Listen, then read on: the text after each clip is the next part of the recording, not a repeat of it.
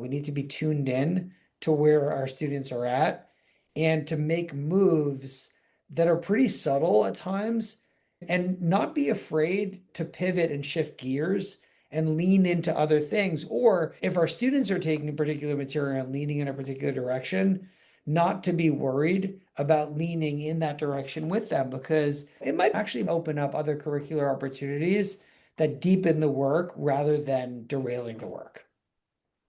Welcome to the Classroom Narratives Healing and Education podcast, the space where education meets resilience. I'm Dr. Joey Weisler, and in each episode, we dive deep into the personal stories of educators, students, leaders, and frontline advocates who are navigating the complexities within modern education. Whether you're just starting your teaching journey or are a seasoned professional looking for inspiration, we'll explore how to foster meaningful change, prevent burnout, and build trauma-informed communities within our schools. Now, let's take a seat at the front of the classroom as we get started. Welcome back to part 2 of our conversation with Dr. Adam Wolfsdorf, who's here today to talk about his new text, Teaching in the Riptide. And in our conversation here today, we're going to go ahead and complement last week, but we're now going to be focusing on trauma and behaviors and how they all work together in the classroom setting. So, Adam, let's go ahead and pick up where we left off and thinking about just the role that trauma plays, where in terms of, let's say you have a teacher that walks into a classroom and they're suffering from their own traumas, be it home life, burnout, whatever that might look like, and they put that on to the students. And I'm going to ask you if you could just set up for us this preface, if you will, of your Harvard experience with one of your instructors and what this looks like when professors really try to put some sort of alignment on the students. Sure. So I had the moment you're talking about, I write about in, I think, chapter 8 of the book. I think it's called When Teachers Create Bad Students, the Unintended Devil Within. And in this particular scenario, I was an 18-year-old first semester writing student at Harvard, and Harvard has a course that every student has to take called expository writing. And I signed up to take the literature version of expository writing. So we would read texts and we would write about those texts. And this was something that, I always felt like I had a knack for, and I always felt like kind of intrinsically motivated by. And for whatever reason, in this particular experience of this, my professor, who in the book I refer to as Professor Nathan, it's not her real name, but I try to be ethical. She was giving me really bad grades on my papers, and it was the first time in my life I had gotten bad grades in other things. If I'd taken a particularly hard math course or something like that. But for English, it was always something that I had a lot of fluidity with, and it's something I had a great deal of love for and passion and aptitude for. And at first, I thought that maybe I really didn't know what was going on, why she was giving me grades like C's on my paper. So I went to meet with her after my second poor performance, and I kind of figured out that I just needed to do what she thought I needed to do, and like so kind of writing the paper that she needed me to write. And then if I started to do what she wanted, and like kind of even as far as like the thesis that she wanted me to write, and then the argument structure that she wanted me to write, that I could perform at a relatively high level. So I think, on that third paper, I got a B plus. And so I kind of was like, okay, well, maybe I'm back on track here and maybe I'll finish out this semester kind of strong. And sure enough, I kind of went back to writing the types of things that I liked writing about, the ideas that I had, my original way of thinking, et cetera, et cetera. And Professor Nathan just started lambasting me on my papers. And I think the implication was that my ideas were far-fetched, they weren't well supported, they were kind of avant-garde. But I came to kind of think, and especially in retrospect, that what was happening was that I was thinking the way that I thought, and that she wanted me to think the way that she thought, and that she wasn't tolerant of my individual way of thinking. And so on my last couple papers, I think I got a D. I think I got a C minus. And she wound up, I'll never forget this. I write about it in the book, and it's tattooed onto my soul like the scarlet letter, although I think I see it more for what it's worth now. But she said, she gave me a C on my final transcript, and it was the only C I'd ever gotten in my life until that point, and actually since. It's the only C I've ever gotten in my life.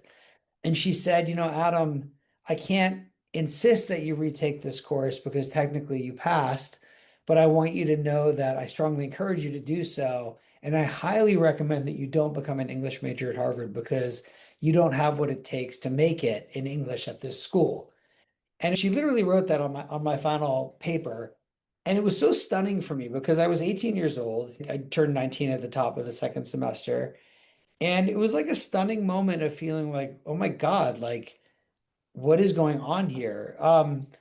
Even under like the kind of worst of all possible circumstances, maybe she gives me a B or a B plus. Maybe she doesn't love my thinking or whatever, but I was a really competent writer and thinker. And to prove that, not that I need to, but I've published 2 books now that I've written. I've published 25 plus articles and book chapters, at major journals. So this was clearly an issue in retrospect and also at the time, but I really see it in retrospect where for whatever reason this teacher wanted or this professor wanted to, I think unconsciously bring me down, like cut me down a few pegs, right? And I didn't know what the hell was going on. It was a very kind of powerful moment. I describe it in the book as kind of the Sisyphus moment where I was trying to push the boulder up the hill and I just kept getting knocked down. And the hill was kind of proving myself to the institution of Harvard. And I spent several dark nights of the soul contemplating between first and second semester how seriously I should take her advice. She's a Harvard professor. Maybe she knows what she's talking about. Maybe there's something I'm not seeing here. Invariably, it wounded me for sure, but I wound up becoming an English major, and my GPA in my English major was about a 3.8 or something like that. So I think she was enacting some type of something, and I was an unconscious test subject of some sort. So I write about that a lot to your point, to think about like, well, what does it mean when teachers or professors are creating impossible situations for students, right? Like I think that we tend to think of misbehavior as the student is misbehaving. But what happens when the teacher's misbehaving? What happens when the teacher or the professor is bringing in a lot of their own emotional issues into the space? And we all bring emotional content into the space. And sometimes that emotional content can actually lend itself well to great teaching. Because maybe, so I have a friend whose mother died. And in the wake of his mother's death, he was teaching Hamlet. And he felt like it was the best he ever taught the play because he was in the throes of having lost a parent. And he felt so connected to the text that he could leverage it. But sometimes what happens if people have been hurt in particular ways and then hurt people, and students become unwitting bodies for the emotional shrapnel of the educator. And I really wanted to have a chapter about that in the book because I think that educators need to really practice mindfulness and they need to know themselves so that they can be productive and creative and thoughtful in the space. So that was that episode of my life. It reminds me of almost like this rhetorical instance of when we teach a text. Like, for example, my best time teaching The Giver was my first time teaching The Giver, which was 6 months after the Parkland shooting had happened. And I'm Wow. chauffeuring a group of eighth graders into thinking about positive moments from before the tragedy and how those positive moments have also been, in a way, complemented by negative moments with this appreciation for the whole human experience. And same thing with Elie Wiesel and Holocaust 6 months later, when Yes. I had a Wow. student come up to me and confide in me after she heard a Holocaust speaker talk to the whole eighth grade. She said that she had been bullied for her religion since she was in sixth grade 2 years prior, and just understanding Wow. the anti-Semitism that existed in my school. And Mhm. mind, I should also say, the matrix-based response that administration took and understanding the actions with that also really enabled me to go into what is hate, how does it come about, why does somebody like Elie Wiesel write a story like this after Yeah. being silent for 5 decades. That was also a pretty remarkable attempt to teach That's Elie wild. Wiesel's So, works as so, well. so that's fascinating. So I didn't know that. So he wrote that 50 years after wow, He that's vowed to wild. keep his silence, and then finally he just, Wow. you know what? This isn't Can't helping do me. This it. isn't helping society. I need That's to great. somehow Wow. retell Auschwitz after Auschwitz. It's fascinating. And when we Yeah. talk about just like, for example, when I was teaching The Giver 6 months after the tragedy, I too was processing my own negative memories from that Yeah. event. When teachers are struggling with their own outside instances, how Yeah. can we carry Yeah. practices into the classroom that still keep the educator safe and the student safe without blurring those lines Yeah. to perpetuate more trauma? How do you talk about that in your work? It's such an important question. It's an interesting question, because people's traumatic experience can hijack them emotionally, right? And they can be, and I want to say this with like all the empathy in the world because all of us have all endured really, really complicated things in life that have been painful, and we've brought that pain into classroom spaces. And oftentimes people are just doing the best that they can, right, with what they're working with. I think a lot of it has to do with how much effort the educator puts into really knowing themselves, understanding their own trigger points, right? We talk about students' trigger points and like whether or not trigger warnings have the efficacy that we think that they have. But a lot of this also has to do with educators kind of having like a mindfulness, like thinking about their practices, really like working on themselves. I was just talking with somebody, maybe it's because it's coming up to the New Year's, we think about like our exercise, we think about like what we put, the food that we put into our body, the choices that we're making, etc.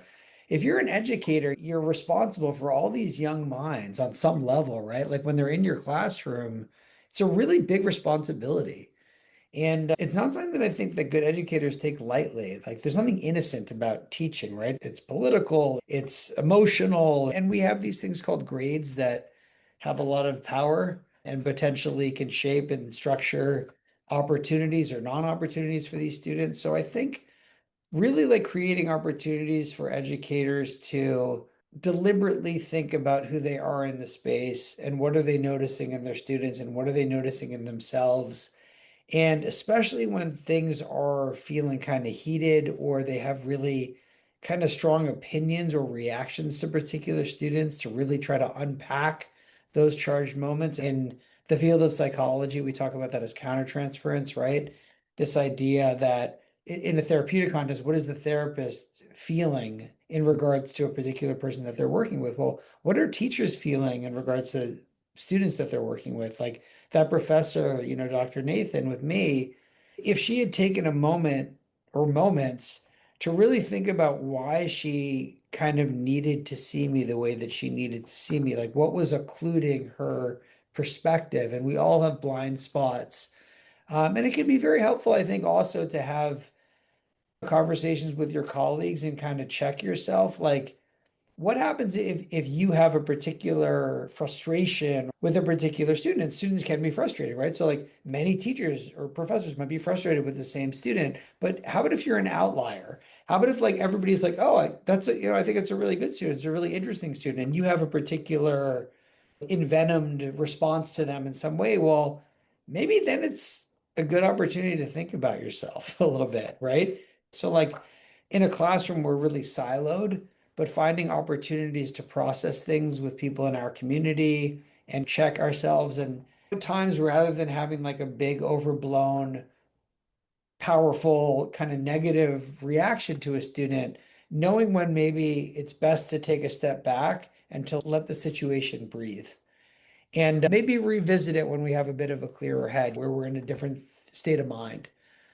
I remember that you mentioned in your text that also in terms of the competition that exists in education, like we are competing with every outside stimuli that we don't Right. even know about that's outside of the classroom, from social media to breakups. And I'll go back to that comment you make in chapter one on the Monday morning ritual, where you have Yeah. no idea what your students have encountered in the past 60 hours when you last saw them on Friday afternoon. Right. And we don't know who came in with a meal that morning, who broke No. up over the weekend, who tried drugs on Saturday, and what Yep. that looks like when they all carry in that baggage. And like you offered, Adam, how is somebody supposed to then stand up and try and teach Hamlet to a group of freshmen or sophomores without Totally. understanding that outside baggage, which I think that kind of also causes the riptide and even the politics behind instruction within itself. Yeah, I mean, the moment that you're referring to, which is what I start the book off with, is that, between Friday and Monday, I think a lot of teachers go in, especially this happens early in people's career, they like really, really thinking about their curriculum and really, I always joke about lesson plans because I think they're kind of hilarious. Not that I don't create them, I do, Right. but I also think it's ridiculous, this idea that somehow we're going to do this for 5 minutes and we're going to do that for 10 minutes and it's going to sequence to this other thing for 15 minutes and we're going to finish it. Like, that's just not the way reality works. And I think that when we are too wedded to what we plan, I think we should plan extensively and then walk into the space and see what happens, right? And try to push our Right. curricular goals forward, but at the same time be really open to the moment or the moments in education. What you're talking about is this idea that between Friday and Monday, think about how many things they've been exposed to that are potentially interference points between where we left off on Friday afternoon and where we're going to continue on Monday afternoon.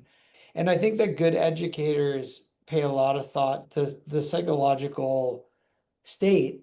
Obviously, you're not going to know everything about all of your students. You may not know a lot about most of your students, but if you're emotionally intelligent, I think you kind of tune in, what's going on today in this space, right? Like, how has what I've planned going to interface with where the kids are today?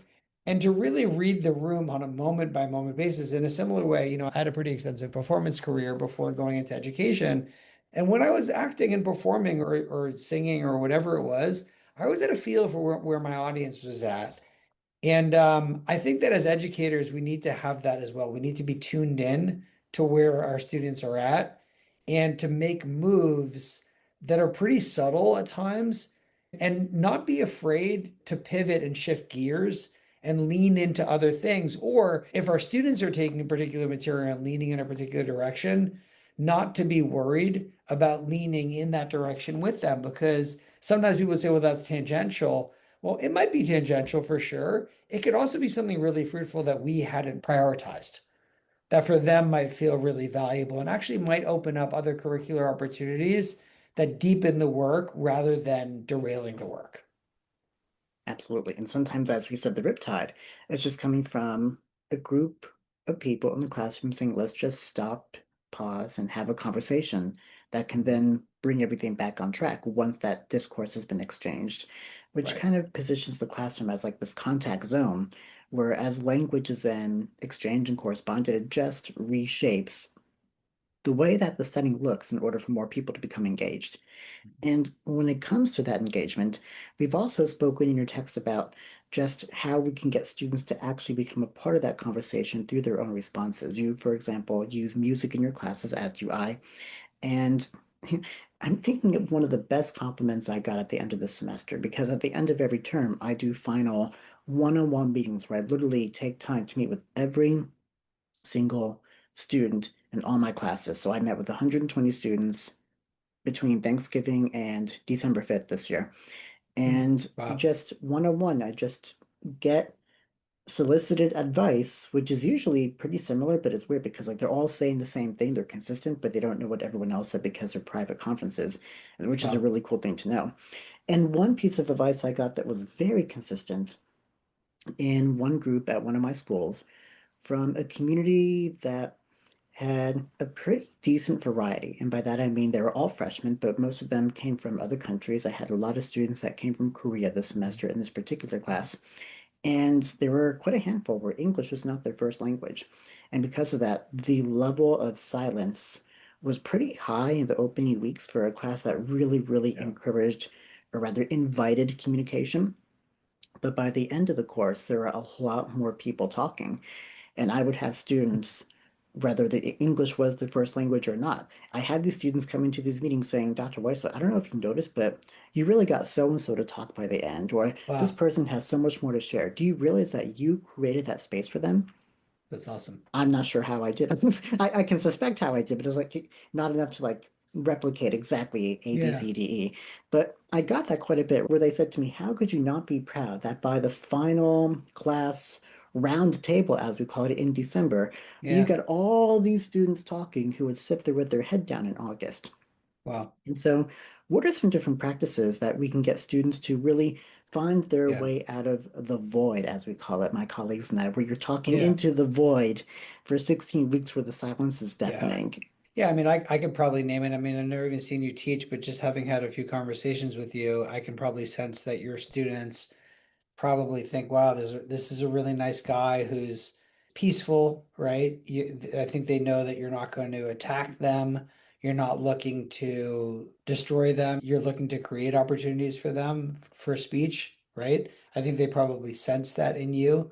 I think that they probably, by your demeanor, by your kind of positivity, I think that they sense over time, well, maybe he's not like some of the other adults in my life who have tried to dominate me or been so hopped up on their own thinking that what I say is kind of superfluous anyway. So I think that we give off a tremendous amount. It's not even about what you say on some level, it's about the kind of, to be a little metaphysical about the aura that you give off, about Yeah, the what you your do. Yeah. your disposition, the delight and interest that you probably take when they open up and have something, and also like what you notice in them. One of the things I think about a lot with quiet students is I might have a student who doesn't say particularly much, whereas I have other students who are quite engaged. But then when that student who's not particularly verbally involved, but I suspect is quite with the class, takes a moment to say something or volunteer, I really zoom in on that moment and try to prioritize it. And in some ways, even make more of it than maybe it even deserves, because I know that what it symbolizes is the student taking a big risk in a way and sharing in a way that I really want to foster. So in the book, I have a chapter about some of the quote unquote best students we think of as obedient, right? Yes. And some of that obedience we think of, well, they're very obedient, so they're good students. They do everything I say, right? And I make the argument in the book that clearly there's something wonderful about working with students who are obedient and hardworking and disciplined in ways that are really appealing for us. But also, that doesn't necessarily mean that they're the best students, right? Because the best students, the people who really change the world, are people who think outside of the box, people who are not afraid to be disobedient when disobedience is kind of superior in a way to what's being asked for in terms of obedience, right? So you have somebody like Thoreau, who writes on civil disobedience. Like, there are times to be disobedient. Martin Luther King was somebody who was disobedient, right? He wasn't just going to accept some of the norms that his society wanted him to succumb to. So sometimes we got to fight against oppression. Sometimes we have to fight against closed-mindedness, right? And so a big job for a student is to sense opportunities in a way to help their teachers to grow. Students all the time are sensing their teachers, I think, rigidities. And sometimes provocative students will push at a teacher's rigidity to try to unsettle them in a way, to try to open them up. And so, in the same way that we're trying to get students to open up, students at times are trying to get us to open up and see what they think we're not seeing yet. And so, I think that having that flexibility on both sides will make teachers better and make students better. Another piece of feedback I get in these one-on-one meetings, the students say, your class was not what we expected it to be in a good and different way. And it sounds That's like awesome. what they get in other classes, the words that you use are delight, interest, Yeah. noticeability, creatively risky, creatively disobedient, opportunist. I wonder if that's not what students expect when they come into a realm of learning. And if not, what do you think we've done to align education the way that it's perceived? And how can educators like you and I really try Yeah. to reshape it? It's a wonderful, wonderful question. I mean, I think the history of education throughout many generations and in multiple parts of the world throughout history, and it's less this way now, but the classical model is the teacher is the expert or the professor is the expert. Mhm. And it's the banking model. It's what Freire refers to as the banking model, right? We're just supposed to absorb the brilliance of the thinking of the person who teaches us. We're supposed to retain that and be able to parrot it in some way where we're just, we're mimicking it. One of my favorite professors of all time, I think I mentioned him on the first part of this, Sheridan Blau, who recently passed Yes. away. He was the president of NCTE and he was my mentor and on my dissertation committee. He would talk all the time about false knowledge. And I loved the idea that, it's kind of like when a parent is trying to teach a kid something, if the kid just takes what the parent is teaching them and accepts it without testing it, it's not real knowledge. So we have to come to knowledge authentically through our own experiences. And some of that has to do with, fighting against something that we're not sure that we believe yet until the point where we get to it. And then we believe it ourselves, right? And then it's real knowledge. So I think there's this history in education of students just doing what their teachers are asking them to do. I mean, even the history of English education or English, of the field of English, was just a history of students learning speeches and then reciting those speeches. And there was no criticality, there was no real thinking, there was no analysis. And even the history of literary criticism was, all right, so I'm going to read what Harold Bloom says about such and such a piece of work of literature, I'm going to learn what Harold Bloom says about literature, and then I'm going to say, well, that's what this means. Education historically has been a kind of model of students doing what their teachers and professors are asking them to do, and then checking off the box that they had done it, and somehow that was considered to be education. And I think that where education is going in certain really great places. So one of the places that I do a lot of my work in is a school in Brooklyn called Bay Ridge Prep, which I've helped to build over the course of the last 26 years. And it's a space where we really are interested in what the kids have to say. We're really interested in how the kids think. And like to your point, you're asking like, well, why do my students open up in my classrooms in ways that are unexpected to them? And again, I've never been in Right. one of Dr. Weisler's, courses, but my assumption is that you present opportunities for them to really explore things in ways that are meaningful to them, which align with your pedagogical values and the curriculum that you're putting in front of them, right? It's not that it runs anathema to what you're doing, it enhances what you're doing. Mhm. And so I think that when educators are secure in themselves and they take delight and they cherish the thinking of the students that they're working with, they create unwittingly and wittingly opportunities for students to really grow into who they are and to really be celebrated rather than just to have a Fantasia reference, broomsticks that divide into other broomsticks, so that we're recreating versions of ourselves in the classroom. I think if we're good at what we do, we foster opportunities for growth for a panoply of different ways of students' identities to flourish in the space. Mhm. When I get students to communicate, I never offer my own insight first. I Mhm. never shut them down. I validate. And if it's something that is just totally outlandish, I'll challenge them by saying, tell me why you think the way that you are thinking right now Mhm. with that. And it creates a community of thought instead of dominance. 100%. Yeah. Yeah. And I really would hope that such a climate, I think again, it works in the college level, but at K-12, it might be harder. And maybe you can speak to that, where having a community of Yeah. thinkers can also really limit behavioral Yeah. problems as well. It's interesting. I work with graduate students at NYU and at Wesleyan, and a lot of these people are educators who are either in the field already in service or they're pre-service. And with a lot of the pre-service teachers, they come to Bay Ridge Prep and they visit and they sit in on our courses, and some of them become student teachers with us as part of their training. And one of the comments that I've gotten from a number of my NYU students in particular, because several of them have spent a considerable amount of time at Bay Ridge Prep, is that when they watch me teach at NYU or when they experience my teaching at Bay Ridge Prep, they don't see much difference.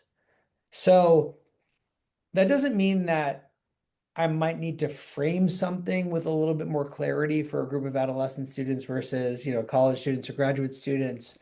But what it means is that the general good practice, it's almost like eating. Like if you're going to eat Right. at age 50 versus 30 versus 15, like good nutrition is good nutrition, right? Good teaching is good teaching. And so if your primary objective is to open up opportunities for people to become the best and brightest versions of themselves, then you're creating those opportunities and you're fostering those cultures no matter what space you're working in. I mean, I think if you're working with younger students, you might have to be a little bit more controlled with structure because young students really benefit from structure. And you might have to teach them certain levels of discipline that they have to ingrain at some level, right? But it doesn't look as different as you might think. Because I think that when people feel regarded and when people feel valued and when people feel like they're part of a community, and when they're engaged, a lot of the disciplinary stuff takes care of itself because they're immersed in the act of learning and thinking and creating and being a part of a community becomes really meaningful to them. So that's been my experience. So Adam and I are both a part of a community of thinkers where we place Maslow before Bloom, if we can call it that, where we are more attuned to the students, I guess, physiological needs and being mindful of that as we then segue into their academic needs as well. And for a quick little story, so when I was on my first ever interview for a middle school position, first time I've ever been on a teacher interview, I went back to my own former middle school And I walk into the room, and there's four people in the room. There's the principal, there's the seventh grade assistant principal, the eighth grade assistant principal. So I knew I was probably interviewing for a seventh or eighth grade role, and then the department chair seated right in between them. The department chair who I sat next to during this interview was my own eighth grade English teacher who inspired me to become Yep. an academic myself. I loved writing when taking her class, and she also taught in high school, and I dual enrolled for her composition level 2 class in my second semester senior year. So I had her technically for middle school and college in a way. Wow. This is somebody who I have always trusted as a mentor and a figure in this field. So during this interview, she paused and said, "Let's do a little role play." She said, and mind you, this is a very, very well upheld community with very few discipline issues. That's how I'll say it. That's So crazy. Yeah. she says, "Let's do a role play here," where she says, "What would you do if a student came to you one day and said, 'Go F yourself, Mr. Weisler?'" Hmm. And this teacher has known me since I was 13 years old, knowing Yeah. I was very, very prim, very, very proper, very, very prudish. Rather, I was 13 or 23 when I had my interview. And she was definitely looking for that shock value in me. And that's Hmm. exactly what she got in this interview, where I Yeah. paused, I looked at her, I looked at Yeah. the principal looked at her, who looked Yeah. at me, and we were all just having like this stare Yeah. down. And finally, I just said, "Well, I guess I'd pull that student outside and say, 'Hey, we didn't have a great day, but we'll do better next time.'" And then the whole room just kind of looks again. They look at me, they look at each other, they look back at, everybody else. And then they look back at me like, "Okay, well, I think you've answered all of our questions. Thank you very much for coming in today." And what I found out later through other resources in the school was that the hiring committee had no confidence that I could actually teach a middle school class, which was really, really just shattering to hear, which is why they only made me an Yeah. interim substitute to begin with. Okay. And so you've had an experience like that yourself, Adam, in the Yeah. actual classroom where you did have a student Yeah. erupt. So I wanted to Yeah. see if you could take us back to that moment and Sure. how you Yeah. reacted, and what is the expected reaction for Yeah. teachers in those climates, and can the Yeah. curriculum that we work with alter those types of outbursts in any way? Yeah. So the moment that you're referring to, I write about in the first chapter of the book, and it's something I come back to later in the book. But it was a situation where I think I was relatively early in my career. I had, let's say 3 to 5 years of teaching under my belt, and I was working a Song of Solomon with a particular group of students, and there was one student in the room who had a really, she was incredibly bright, but not really school appropriate a lot of the time. And so she would miss classes a lot. I think several of us suspected that there was a bunch of substances that were going on. It didn't seem like her home life was particularly cohesive. I think maybe the dad was out of the picture and maybe the mom was working, trying her best to keep things together.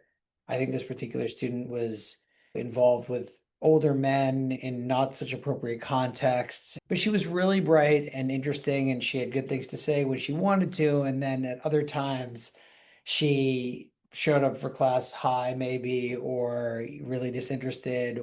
And on one particular day, she was flirting with another student in the room. And it was distracting to the point where I really wanted the other 17 students to be able to focus on the book that we were reading. And so I kind of stopped the class and I said, "Hey," and I tried to do it in a way that wasn't particularly, confrontational, but I also wanted her to get that I needed her to be on board. So I said, "Hey, can we kind of get with the program here? We're trying to read this book and have a conversation around it." And she was not happy with me asking her that. And she got triggered by it. I don't know who I reminded her of or what the moment was, but she let me have it. She stood up and full throated, she goes, "You," like full on. And then kind of the class just went dead silent. She stands there kind of looking at me. I think maybe even a little bit surprised about what she had done.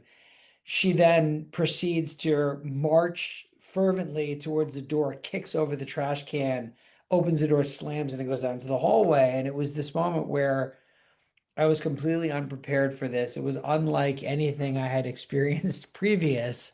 I know on the first episode I talked about trauma and cupcakes. That was a whole other, thing to deal with. But it was such a metaphysically violent moment, right? Where it just like it was like a record scratch. And like I'm asking myself, how am I going to get these students back into this book? I think we had like 25 minutes left in the class period.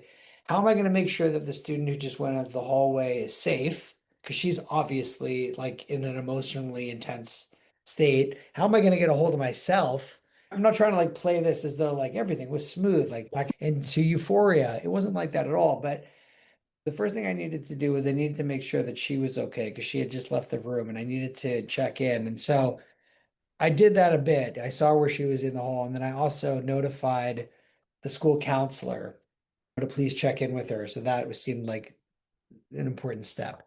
But then I walked back into the classroom and I didn't feel the need to really recap. Like everybody knew what happened. They were all Yeah. there, right? So I underplayed the moment and said something like, well, it seems like she's having a pretty tough day. Like, let's just do our best to kind of get back to the stuff. And then I started thinking, I tried to conduct the class as best as I could from that point. But the next question was, well, what happens with this student in the aftermath of this huge you in front of everybody, right? And one of the reasons why I didn't want to have a huge reaction in front of the rest of the class is that I didn't want the rest of the students to see me as somebody who was particularly susceptible to being shaken. Because in a lot of ways, when you're the educator, you're the de facto leader in the space. And with kids, when they sense that you're rattled, then they lean into the rattle. And I was rattled. I was totally rattled. But at the same time, I had a job to do and I was trying to be professional. But then there was also the issue of the student. And I really suspected on a deep level, especially as I kind of took the rest of the day to think about it, I suspected that whatever had just happened was that she was in a crisis, that whatever was going on in her life was so intense. Is that like there's a great quote, right? Any port in a storm, right? Like she needed a port, like she was in a storm. And so I let the day pass. I contacted again the school guidance counselor and I let the head of school know. And then we set up a time to meet a couple days later. And when things had kind of de-escalated. And she came into the meeting and I wasn't there to, it was obvious that she had violated the norms. Like I didn't have to tell her that. She knew, right? So I went into that room and she was actually quite sheepish. I think that she felt like, embarrassed about what she had done. And the first thing that she did was apologize. And then we kind of just went from there and just talked it through. And then she said something to the effect of like, I promise, like that's never going to happen again. And I'm too smart to think that that's true. Like if somebody's susceptible to that type of stuff, she's going through a lot. But we tried to unpack maybe what it was that had set her off so much. And then, I did say to her, I said, I'll try my best not to put you on the spot like that again. And then sure enough, we didn't have another big event like that for the rest of the year.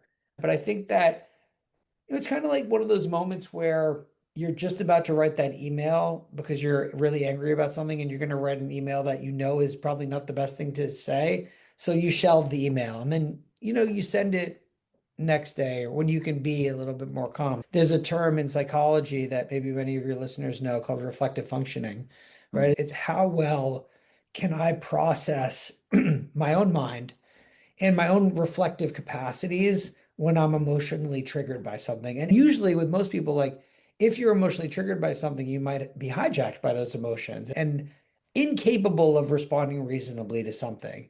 So in those moments, as educators, we're always in situations that are potentially volatile or potentially a lot. So to take those moments to calm things down inside of ourselves and with our students before leaning back into it. And I think in that case, having a couple days to let this kind of percolate, let her think about it, let me think about it, let her talk to the guidance counselor and then reconvene, I think wound up being a better moment than me somehow firing back with vitriol and then it just escalates and nobody wins in those situations. And so, from what I'm gathering, well, first of all, I'm curious, when you came back into Yeah. the room to see her for the first time after that incident, for that meeting, for educators that find themselves in those spaces, how do they start those conversations? What do they do during those conversations? How do they bring up the issue in a way that is correcting and not triggering?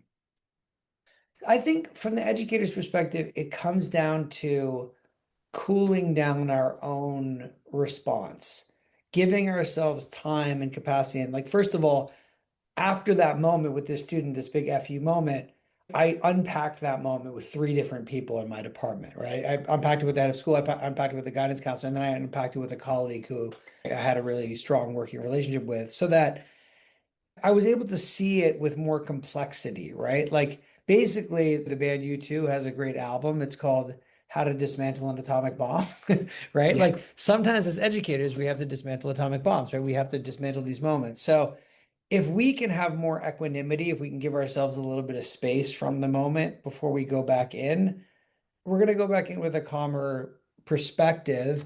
And I think that she was probably terrified of whatever response she thought I might have. I think that she actually probably felt relieved when she noticed that I wasn't in there to be angry at her, that whatever it was that she imagined I might feel like she needed to learn, I knew that she had learned it already. I didn't need to teach her that it was inappropriate. She knew it was inappropriate, right? It was outlandish.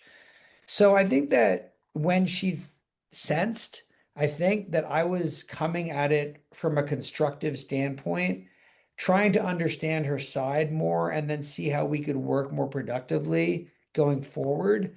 I think that de-escalated her defensiveness and allowed us to enter into a more constructive way of looking at how to move forward collectively. So one of my chapters, one of the chapters where I talk yeah. about this thing is called basically looks at punishment versus empathy. How do we think about that? Mhm. I think, in some situations, students get punished because they need to be punished. There needs to be a consequence. But in some situations, having empathy and looking at things and trying to see things through your students' eyes and trying not to move towards like a reflexive punishment or reflexive discipline is a much more productive way of creating a long-term desired result in the classroom. Definitely having support over punishment, and as you also mentioned, empathy over punishment is a great way to bring those relationships back to where they are. Because I think one thing that we've taken away from our conversations in two Yeah, parts here on the Riptide is that we can't control our students' behaviors and their lives in terms of you could not control how yeah, that student's life was before they came into your classroom or what was going on outside of those school hours. But what we can right. do is leverage our curriculum in the way that can possibly deeper connections with students. 100%. Yeah, and like we talked about before, if a student is taking your class, they're going to sense a lot of things about you that are probably going to make them much more at ease about themselves, right? Because everybody brings into a room relationship with authority figures. Everybody has either parents or caregivers. Everybody has other teachers that they've had, coaches, other people who have maybe abused their power or been inappropriate about boundaries and been inappropriate about discipline. And we're pretty sensitive to reading those things when we enter into a space. So if students, it may not happen right away, but over time, if you're consistent with students, I think they're going to sense where you're coming from and get a sense of trust with you and safety with you. That doesn't mean, by the way, I do want to clarify, we really want to provide meaningful stress for students, not ridiculous stress or not destructive or traumatic stress, but like meaningful stress. We want to push people because if we push them, they're going to get better, right? Under the right circumstances. So this isn't about being like watery or let's have a vacation year together. It's not about that, but it is about finding and creating meaningful learning opportunities for students to trust us, trust their community, grow collaboratively, and benefit from everybody in the room, and for the educator to think about how to enculturate those growing spaces. Thank you so much for that. Any final thoughts for our listeners based upon our two-part conversation on the Riptide? Anything to leave us off with? Yeah, man, so many things. We need a Um, part three. I know we need a part 20. I think that the educators who get really good at what they do never stop being a bit relentless with themselves about their Yes. own growth. Hmm. So when I think about the teacher that I was 26 years ago when I started versus now, I always push myself. I never, I mean, and maybe some of this is, to my own detriment, but I don't rest on my laurels. I want to grow. I want to expand. I want to keep reading. I want to keep thinking about what's in the field. I want to keep thinking about how I can bring out more and more depth and capacity in my students and create richer and richer learning spaces. So I think a lot of educator training talks about holding students to high standards. We need to hold ourselves to a high standard. Like if I'm not happy with how I've taught, then that means that I haven't done the best that I can for these people in the room. And I know when I'm good. I know when I'm on. And I feel like I owe something to my students. And I feel like as teachers, rather than using all our evaluative tools to put A's and B's and C's or whatever on their papers and tests, et cetera, I think we should be pretty rigorous with ourselves. And I think the more rigorous we are with ourselves, the more growth we're going to see in our students. Absolutely. And I'll read a quote that you also have here as well, if I can, back to our earlier part of the conversation, where you say, most teachers do not show up to class with a conscious effort to do harm. And ironically, many teachers who play out their own conflicts within the context of the classroom genuinely believe that they are helping to improve the conduct and performance of the kids that they teach. And that goes back again to just the triggering that we do within our classrooms unintentionally. But to your point, Adam, one thing that we can really do as educators is to just take pride in what we do and how we do it. And what I like to do is I like to see myself as a student in my own classroom. And I like to think, did they enjoy what happens today? Absolutely. Yes. Yeah. And as we come to the end of our two-part conversation on our anchor text, Teaching in the Riptide by Dr. Adam Wolfsdorf, where can our listeners get the text? Yeah, for anybody who's interested in teaching in the Riptide, it's available through Routledge. It's available through Amazon, I believe Barnes and Nobles, Target. You can also email me with any questions. My email is aw126@nyu.edu. And let's keep talking about education and making better teachers and better students. Thank you for joining us on the Classroom Narratives Healing and Education podcast. If today's episode inspired you or made you think differently, I'd love to hear from you. Drop a comment or review wherever you listen to podcasts and stay connected with us on the @Classroom Narratives podcast over Instagram and Facebook. Remember, together we can transform our scars into stars in education, one conversation at a time.